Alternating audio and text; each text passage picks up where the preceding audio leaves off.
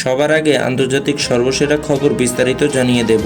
প্রথমেই থাকবে শিরোনাম, তার আগে অনুরোধ রইল চ্যানেলটি ফলো করার জন্য।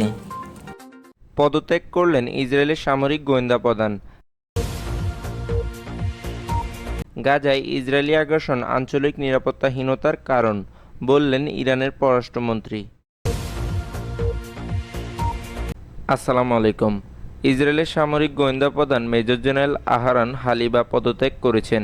গত 7 অক্টোবর ইসরায়েলি ফিলিস্তিনি স্বাধীনতাকামী সংগঠন হামাসের হামলা ঠেকাতে ব্যর্থতার দায় নিয়ে তিনি পদ থেকে সরে দাঁড়িয়েছেন। সোমবার ইসরায়েলি সেনাবাহিনী এক বিবৃতিতে এসব তথ্য জানায়। ইসরায়েলি সেনাবাহিনীর বিবৃতিতে বলা হয়, সামরিক গোয়েন্দা প্রধান হিসাবে 7 অক্টোবরের ঘটনার ব্যর্থতার দায় নিয়ে হালিবা ইসরায়েলের সেনাপ্রধানের সঙ্গে আলাপ করে দায়িত্ব থেকে অব্যাহতি নেওয়ার অনুরোধ জানায়। ওই পরিপ্রেক্ষিতে নিয়ম অনুসারে ও পেশাগত প্রক্রিয়া মেনে উত্তরসূরি নিয়োগের পর হালিবা তার দায়িত্ব ছেড়ে দেবেন এবং তিনি অবসরে যাবেন এমন সিদ্ধান্ত হয়েছে। ইসরায়েলি সামরিক বাহিনীতে ৩৮ বছরের পেশাগত জীবন হালিবার। আল জাজিরার এক প্রতিবেদনে বলা হয়, পদত্যাগপত্রে 7 অক্টোবরের হামলা ঠেকাতে না পারার কথা উল্লেখ করেছেন হালিবা।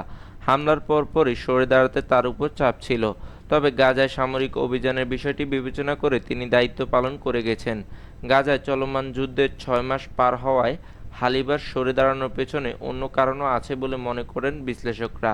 ইসরায়েলি হারেস পত্রিকার কলাম লেখক আকিবা এলদার বলেন, প্রধানমন্ত্রী বিনিয়ামিন নেতানিয়াহু অচিরেই গাজা যুদ্ধ বন্ধ করতে চান না বলে পদত্যাগ করে থাকতে পারেন সামরিক গোয়েন্দা প্রধান।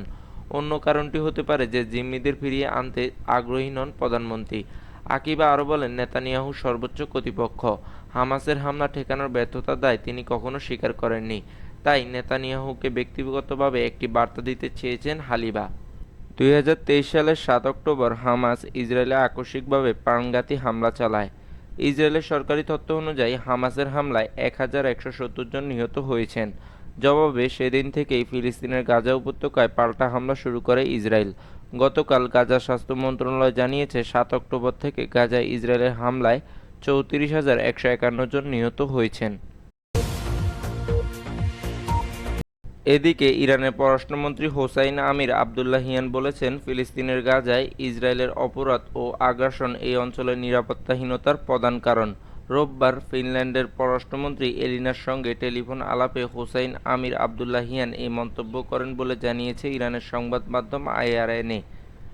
এ সময় ইরানের পররাষ্ট্রমন্ত্রী আরও বলেন, পশ্চিম এশিয়ায় অশান্তি, দুশ্চিন্তা ও উত্তেজনা দেখতে চায় না তার দেশ। গাজায় অবিলম্বে যুদ্ধ বন্ধে সব পক্ষকে এগিয়ে আসার আহ্বান জানিয়েছেন ইরানের পররাষ্ট্রমন্ত্রী Hossein Amir Abdollahian. Hossein Amir Abdollahian বলেন, গাজায় যুদ্ধ থামাতে ইউরোপের দেশগুলো এগিয়ে আসতে হবে। এই জন্য ইসরায়েলের কাছে তাদের অস্ত্র বিক্রি বন্ধ করতে হবে। ইরানের ইস্পাহান শহরে একটি বিমান ঘাঁটিতে গত শুক্রবার হামলা চালায় ইসরায়েল। এর আগে ইসরায়েলও হামলা চালিয়েছে ইরানে। গাজায় চলমান যুদ্ধকে কেন্দ্র করে উত্তেজনা বেড়েছে ইরান ও ইসরায়েলের মধ্যে।